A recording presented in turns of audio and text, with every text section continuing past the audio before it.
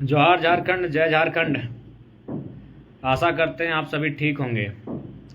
और जैसा कि सूचना व जानकारी मिल रही है, 60-40 नाई चल तो विरोध के तर्ज पर हमारे पड़ोसी राज्य बड़े भाई बिहार के अभ्यर्थी भी अब 60-40 नाई चलतों के साथ आंदोलन करने की तैयारी कर रहे हैं। तो सबसे पहले उन विषय पर बात करने से पूर्व आज बकरीद की हार्दिक शुभकामनाएं। इस्लाम जीवन दर्शन का अनुपालन करने वाले तमाम धर्मावलंबियों को बकरीद पर्व त्यौहार की हार्दिक हार्दिक असंख्य शुभकामनाएं। तो जैसा कि सभी को जानकारी मिली होगी कि अब बिहार में भी 60-40 नाई चलतों के तर्ज पर आंदोलन करने की तैयारी। अब थोड़ा सा 60-40 झारखंड का और बिहार का 60-40 को समझ लेते हैं। राज पटेल जी, आपके विषय पर कुछ बोलना है कि नहीं बोलना है, आप कमेंट में कहेंगे, क्योंकि लाइव आने का उद्देश्य कहीं ना कहीं आपके साथ जो व्यवहार हुआ उसको भी रखने की इच्छा है, किंतु यदि आपसे वार्तालाप हो गई है तो हम उस विषय पर बात नहीं करेंगे। तो फिलहाल 60-40 का मतलब झारखंड में क्या है कि 60 क्यों भाई और 40, ये तो खैर समझ गए। 60 यानी जो रिजर्वेशन का कोटा है, यानी 26% शेड्यूल ट्राइब,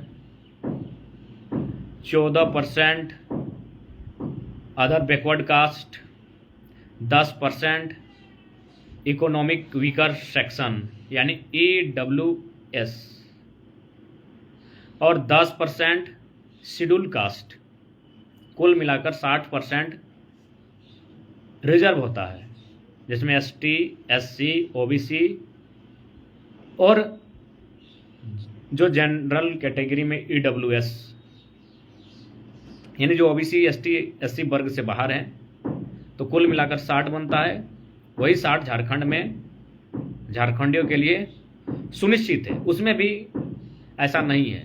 EWS मैक्सिमम बाहर राज्य के अभ्यर्थी बना लेते हैं। OBC भी अब बहुत सारे बाहर के अभ्यर्थी बनाने लगे हैं। SC भी अन्य राज्यों के लोग प्रमाण पत्र बनाकर माने यहाँ दाखिल हो जाते हैं। ST में तो खैर जबरदस्त फर्जी हो जाता है। कभी तो गैर ST लोग उसमें शामिल होकर नौकरी को हड़प लेते हैं। ये छुपा नहीं है, आपने देखा होगा। अब बिहार में क्या प्रक्रिया उसको भी जान लीजिए। जैसा कि जानकारी है, हो सके अगर हमारी जानकारी में त्रुटि दिखे तो आप सजेस्ट कीजिएगा। बिहार में 18+12 है OBC के लिए, यानी वहाँ जिस प्रकार हमारे यहाँ BC1 BC2 है, वहाँ अदर बैकवर्ड कास्ट और मोस्ट बैकवर्ड कास्ट यानी अन्य पिछड़ा वर्ग और अत्यंत पिछड़ा वर्ग है, और दोनों को मिलाकर 18+30 है। 16% शेड्यूल कास्ट के लिए है, यानी SC वर्ग अनुसूचित जाति के लिए है। 1% शेड्यूल ट्राइब यानी अनुसूचित जनजाति के लिए है, और संभव है 10% EWS इकोनॉमिक वीकर सेक्शन, यानी उनका 57 ही हो रहा है। हम लोग का तो 60-40 हो रहा था। अगर बिहार में आरक्षण नीति का ध्यान रखा जाए तो मुझे लगता है बिहार में 57-43 हो जाएगा। मोहम्मद शाकिर अलीदा, ईद उल अजहा की मुबारक आपको भी, सबको बहुत बहुत मुबारकबाद। आज का दिन, आज के साथ साथ तमाम आपका दिन हंसियों से भरा हो, खुशियों से भरा हो, एक सौहार्दपूर्ण भाईचारा, अमन चैन का वातावरण हो। तो बिहार में क्या फॉर्मूला हो जाएगा? 60-40 नहीं, उन लोग को बोलना होगा 57-43 नाई चल तो, यानी वहाँ जैसा हमें जानकारी हो सके उसमें अगर आपके पास कुछ बेहतर डाटा हो तो हमें प्रोवाइड करें। अगर हमसे कुछ त्रुटि हो रही है तो बिहार में नारा चलेगा 57-43, क्योंकि हमारा 60-40 था कि हमारे पास 60% रिजर्वेशन है, 40% ओपन है। ओपन में कोई भी एंट्री कर सकता है, लेकिन खैर झारखंड का दुर्भाग्य है कि यहाँ जो रिजर्वेशन कोटा है वहाँ भी कोई एंट्री कर सकता है। तो बिहार में फिलहाल चलेगा 57-43 नाई चल तो।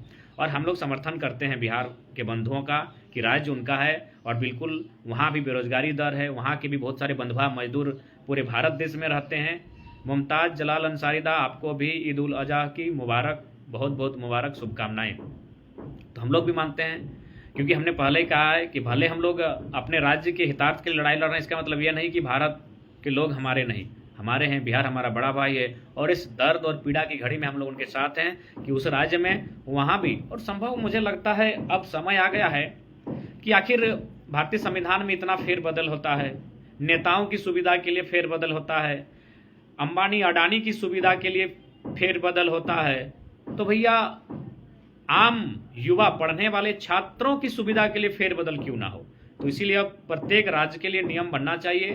भारतीय संविधान आर्टिकल 16(3) नीति निर्देशक तत्व आर्टिकल 46 के अनुसार सभी राज्यों को चाहिए कि अपने राज्य के अभ्यर्थियों के लिए मैक्सिमम सीटों को रिजर्व करें। अब मान के चलिए रिजर्व का कोटा अगर 60 से पार, मान के चलिए हमारे पास 60% रिजर्व है, बिहार के पास 57% रिजर्व है, तब क्या किया जाए। तो जनरल 1 जनरल 2 में डिफाइन किया जाए कि जो 15% ओपन रखा जाए ऑल ओवर इंडिया के लिए, और बाकी जो हमारे पास 60 से 85 यानी 25% जो जनरल रहेगा उसमें झारखंड के ही लोग भरेंगे। एसटी एससी ओबीसी जनरल जो भी उसमें आ सकते हैं। तो अगर संभव है कुछ भी, देखिए संविधान में सब कुछ संभव है, बशर्ते उनकी सोच होनी चाहिए। कि संविधान क्यों बना है, न्यायालय क्यों बना है, जनता के लिए बना है। तो जनता की मांग क्या है, आज के डेट में अपने राज्य में कोई भी नौकरी चाहेगा। तो इसीलिए अगर संभावना हो तो जनरल 1 कहीं है शायद, मुझे जानकारी नहीं पुख्ता, लेकिन कहीं कानो कान सुने हैं, पता नहीं कितनी सच्चाई है, लेकिन फिर भी हम कहना चाहेंगे कि 60% रिजर्वेशन, बाकी का जो 40% ओपन बचता है उसमें संविधान का अनुपालन हो, उसको फिर 25-15 किया जाए। यानी जनरल 1 और जनरल 2 परिभाषित किया जाए कि जनरल 2 में ऑल ओवर इंडिया भर सकते, उसमें भी ऑल ओवर इंडिया के साथ झारखंडी भी भरेंगे, छोड़ कह देंगे 15 वाला भी। यानी आपके लिए कुछ, पूरे देश के लिए कुछ भी इंडिपेंडेंट नहीं रहेगा। आप जिसमें आएंगे उसमें झारखंड के लोग भी आएंगे, लेकिन जो 25 फिर होगा जनरल 1, उसमें आप रख दीजिए कि इसमें इस जनरल 1 में केवल और केवल झारखंड के ही होंगे। तो इस तरह का नियम बनना चाहिए। आखिर नियम क्यों बनता है, आज 368 हमारे पास क्यों है, भारत के संविधान संशोधन के लिए है। तो संविधान में संशोधन कीजिए, बेहतर नियमावली बनाइए, और पूरे देश में प्रत्येक राज्य को अधिकार दीजिए कि आप अपने राज्य के अभ्यर्थियों के लिए नियम कानून बनाएं, और बनना चाहिए। नहीं तो फिर आखिर सन ऑफ सॉइल का सिद्धांत क्या होगा, हम अपने राज्य के इस बात का माने हमें कैसे पता चलेगा ये राज्य मेरा है, जब उसमें हमें उस राज्य के होने का कोई अनुभव ही नहीं मिलेगा। तो और साथ ही साथ चूंकि हम लोग को लाइव समझ सकते हैं कि 18 तारीख को अधिवेशन हुआ है, और आज हम लोग 29 तारीख को अधिवेशन की चर्चा कर रहे हैं। यानी किस प्रकार का जीवन हम लोग का 10-11 दिन बीता, लगातार 3 बजे रात को सुतना, 11 बजे सुत के उठना, अभी ब्रश नहीं किए, मुंह कान हम लोग नहीं धोए, खाना तो दूर की बात है। तो हमारी परिस्थिति को आप समझ सकते हैं कि किस प्रकार की परिस्थिति में है कि 18 तारीख का अधिवेशन, आज हम लोग उसके लिए धन्यवाद देने के लिए आए हैं। तो सबसे पहले महाअधिवेशन के आयोजन में सभी का सहयोग रहा, उनको कोटि कोटि धन्यवाद। और साथ ही बहुत सारी त्रुटियां रही, क्योंकि अधिवेशन ऐसा था कि पॉलिटिकल पार्टियों के अधिवेशन में इतनी संख्या में लोग नहीं आते हैं, ये तो सच्चाई है। क्योंकि माननीय प्रधानमंत्री नरेंद्र मोदी जी पहुंचे हुए थे कुछ वर्षों पूर्व उसी हवाई पट्टी के मैदान में, एलोड्रम बलियापुर के मैदान में, जहां इतनी संख्या में लोग नहीं जुटे थे। जबकि ध्यान रहे उसमें 5000 की संख्या में तो पुलिसकर्मी थे और सरकारी कर्मी थे, क्योंकि उन्हें कहा गया था कि भाई प्रधानमंत्री जी आ रहे हैं, आपको तो जाना ही होगा। लेकिन आज हम नौजवानों की अधिवेशन में, जेबी केसेस के अधिवेशन में लोग अपने सहयोग से, अपने चंदे से, अपने खर्चे से, अपने तेल से, अपने पेट्रोल से, अपने भोजन से इतनी संख्या में आए जिसकी उम्मीद शायद हमारे मैनेजिंग कमेटी को नहीं थी, ऑर्गेनाइजिंग कमेटी को नहीं थी, मैनेजिंग कमेटी को नहीं थी, मैनेजमेंट को नहीं थी। और कुल मिलाकर हमें भी आभास नहीं था कि इतनी संख्या में लोग जुटेंगे, और भी इतनी 44 डिग्री के टेम्परेचर में, इतनी धूप में, जून के महीने में। तो कहीं ना कहीं ये हमारी जीत है। और जो त्रुटियां हुई वो हम स्वीकार करते हैं। चूँकि हम खुद 2 घंटा जंगल में बिताए हैं, आप समझ सकते हैं। 2 घंटा जंगल इसलिए गए ताकि हमारे साथ कम से कम 5% लोग हमारे पीछे चले जाएं, हमारे साथ चले जाएं, और कम से कम मैनेज हो सके, लोगों को बैठने का जगह मिल सके। तो ये भी एक प्लानिंग का हिस्सा था। और लगभग खिजूर के पेड़ के नीचे बैठकर हम लोग 2 घंटा रहें। उस दरमियान मंच में क्या हुआ, किन्होंने बात को रखा, मुझे भी अनुभव नहीं है। तो इसलिए महाधिवेशन के लिए सभी का बहुत बहुत धन्यवाद। राजीव पंडेदा जोहार, राधे राधे, कुमार परवीन जी जोहार, जोहार झारखंड, जय झारखंड, उत्तम दा जोहार, बूढ़ा बाबा, जय षष्ठी माई, कलंदा, मोहम्मद कलंदा, बकरीद की हार्दिक शुभकामनाएं। तो निश्चय ही है। और हाँ, अब एक सवाल आता है कि बिहार में अचानक ये 60-40, संतोष महतो टिड़वारदा, निश्चितता, और हम उम्मीद करते हैं कि आपकी दूरदर्शिता सोच हमें कुछ जानकारी उपलब्ध करा सकती है, और मुझे उम्मीद है कि आप इस बारे में बेहतर से समझ गए होंगे। ये कहीं ना कहीं प्रायोजित है। तो अब ये चर्चा उठता है कि भाई झारखंड के तर्ज पर बिहार में अचानक क्यों हुआ, जबकि 1 महीना पहले वहाँ नोटिफिकेशन आया था कि भारत का नागरिक और बिहार राज्य का निवासी हो। इससे पहले भी तमाम जो भी वैकेंसी आती थी बिहार राज्य में, वहाँ साफ साफ लिखा होता था बिहार राज्य का निवासी हो, और 10% 5% अगर हो तो कुछ अन्य राज्यों के अभ्यर्थी पता नहीं किस रास्ते से वहाँ प्रवेश करते थे। लेकिन आज अचानक बिहार में ऐसी परिस्थिति क्यों आई? तो इसके लिए आपको परिस्थिति को समझना होगा। कौन सी परिस्थिति को समझना होगा? कि बिहार के माननीय मुख्यमंत्री श्री नीतीश कुमार कुछ दिन पूर्व अपने उप मुख्यमंत्री शायद तेजस्वी यादव जी के साथ झारखंड आए हुए थे। खैर उतना विशेष हमने उस मैटर पे ध्यान नहीं दिया, लेकिन शायद मुख्यमंत्री जी आए हुए थे और हमारे माननीय मुख्यमंत्री श्री हेमंत सोरेन जी से उन्होंने मुलाकात की, और मुलाकात के दौरान इस बात पर चर्चा हुई गठबंधन को लेकर कि आगामी जो 2024 का लोकसभा चुनाव होगा वह गठबंधन में लड़ा जाएगा। तो संभावना है, और माननीय नीतीश कुमार महोदय चूँकि इच्छा भी रखते हैं और बिल्कुल मुझे भी लगता है वे काबिल राजनेता हैं, वे सक्षम राजनेता हैं, प्रधानमंत्री पद के दावेदार हैं, अच्छी बात है। तो मुझे लगता है कहीं ना कहीं उनको भी इस बात का अंदाज़ा है कि कोई भी सेंट्रल पार्टी अगर बनती है, जैसे झारखंड मुक्ति मोर्चा एक क्षेत्रीय पार्टी है, लेकिन यह एक सेंट्रल पार्टी देश लेवल की पार्टी कब बनेगी? जब 3 राज्यों में इनके विधायक चुनेंगे और वहाँ उनका वोट परसेंटेज मिनिमम 6% होना चाहिए। तो माननीय नीतीश कुमार का जो दल है जनता दल यूनाइटेड, शॉर्ट में जेडीयू, जदयू, उसका बिहार में वर्चस्व है। अब वो प्रयास करेगी कि जो सीमावर्ती क्षेत्र हैं जैसे कि हमारा झारखंड, यहाँ यदि उनके कुछ विधायक चुनते हैं और उनका यदि वोटिंग परसेंट 6 होता है, और ठीक उसी प्रकार और किसी एक राज्य में उनका वोटिंग परसेंटेज 6 होता है और कुछ विधायक वहाँ से चुने जाते हैं, तो संभावना है कि माननीय नीतीश कुमार जी जो हैं उनका जो पार्टी है जदयू, जनता दल यूनाइटेड, वह कम से कम एक सेंट्रल पार्टी के तौर पर अपनी पहचान बना लेगा। अब सवाल बनता है, निश्चय ही गठबंधन के माने हालात पर चर्चा हुए हैं, तो जाहिर सी बात है इस विषय पर भी चर्चा हुआ होगा कि झारखंड में क्या उथल पुथल है। तो माननीय मुख्यमंत्री ने बिहार के मुख्यमंत्री को अवगत कराया होगा कि यहाँ क्या चल रहा है। न यहाँ 60-40 का विरोध चल रहा है, यहाँ खतियान को लेकर बात चल रही है, और यहाँ माने झारखंड के लोग बिहार से केवल नक्शे में झारखंड लिए अपना अधिकार मांग रहे हैं। तो नीतीश कुमार जी गए और एक नया नियम वहाँ भी 60-40 का तरीका अपनाने को मजबूर किया है छात्रों को। तो कहीं ना कहीं ये प्री प्लानिंग है, इसलिए आप इस बात को समझ सकते हैं। ठीक है, नीतीश कुमार जी बिल्कुल पीएम के कैंडिडेट बने, हमारी शुभकामनाएं हैं, लेकिन इसको आप प्री प्लानिंग मान सकते हैं झारखंड के तर्ज पर। और एक उदाहरण आपको दे सकते हैं, आप इस उदाहरण को नकार नहीं सकते हैं। माननीय राज्यसभा सांसद श्रीमान खीरू महतो जी, निस्संदेह मैं उनसे विशेष परिचित नहीं हूं और ना ही विशेष जानता हूं, किंतु उनका आदर सम्मान करते हैं, और वे राजनीतिक अंतिम पड़ाव में थे, राजनीतिक संन्यास की ओर थे, लेकिन उस शख्स को राज्यसभा लेकर जाया जाता है नीतीश कुमार के द्वारा। क्यों? क्योंकि उन्होंने देखा कि झारखंड में आंदोलन हो रहा है और इस आंदोलन में कहीं ना कहीं बिहार झारखंड यूपी वाला कंट्रोवर्सी देखने को मिल रहा है। तो उन्होंने क्या किया, खीरूदा को उठाया और सीधे लोकसभा राज्यसभा भेजने का कार्य किए, ताकि पुनः जो सिंपैथी को गेन कर सके। अच्छा बात है, इसीलिए तो उन्हें सुशासन बाबू कहा जाता है, इसीलिए तो भाई बैलेंस पर्सन है कि किस प्रकार गवर्नमेंट को अपना बैलेंस करके चलते हैं। उन्होंने बड़े गंभीरता पूर्वक बात किया कि आंदोलन करने वाले कौन लोग हैं। उन्होंने एक समुदाय को देखा कि इनकी संख्या ज़्यादा है, तो उसी समुदाय से उठाकर लेकर चले गए।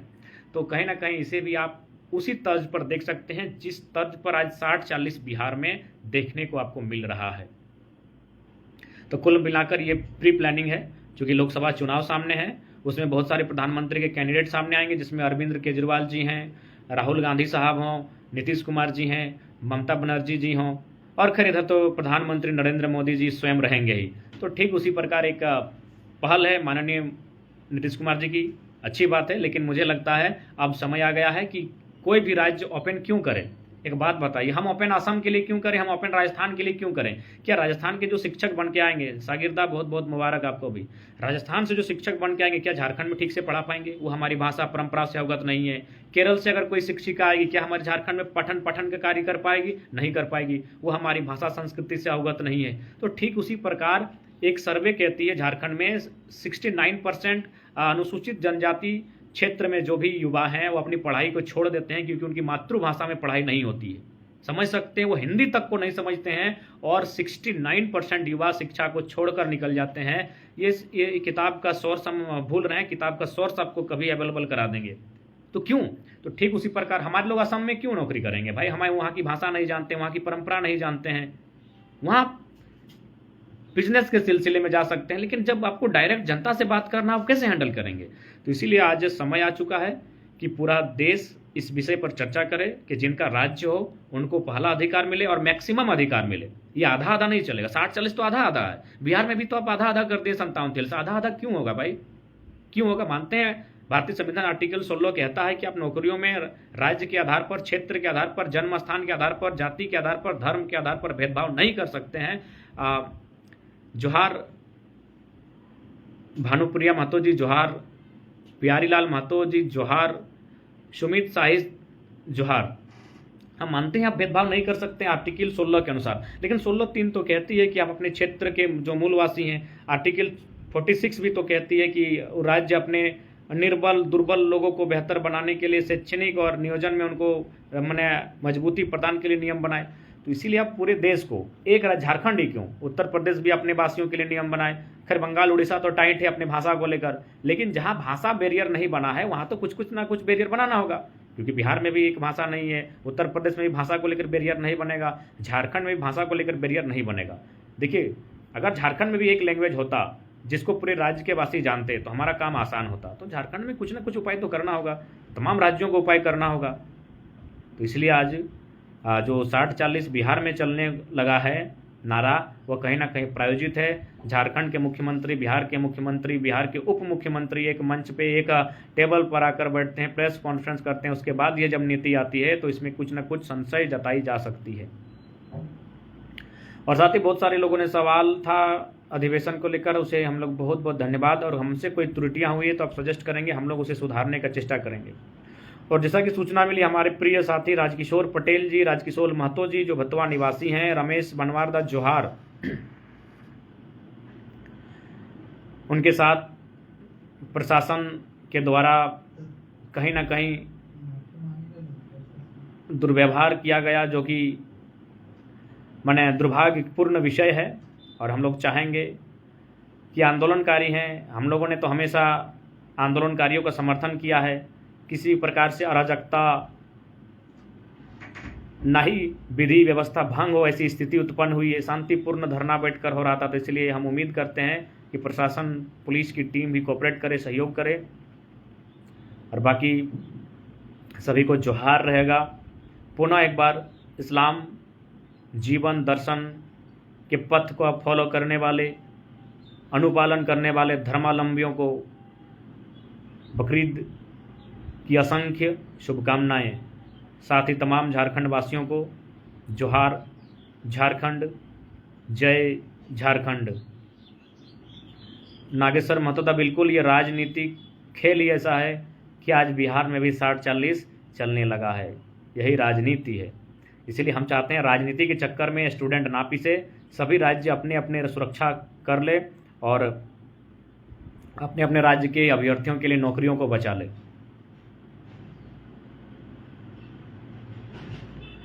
बिल्कुल कुणाल चंद्रवंशीदा, निश्चय ही आपकी बातों का अमल करेंगे। बाकी पुनः सबको जोहार रहेगा। जय झारखंड, जोहार झारखंड।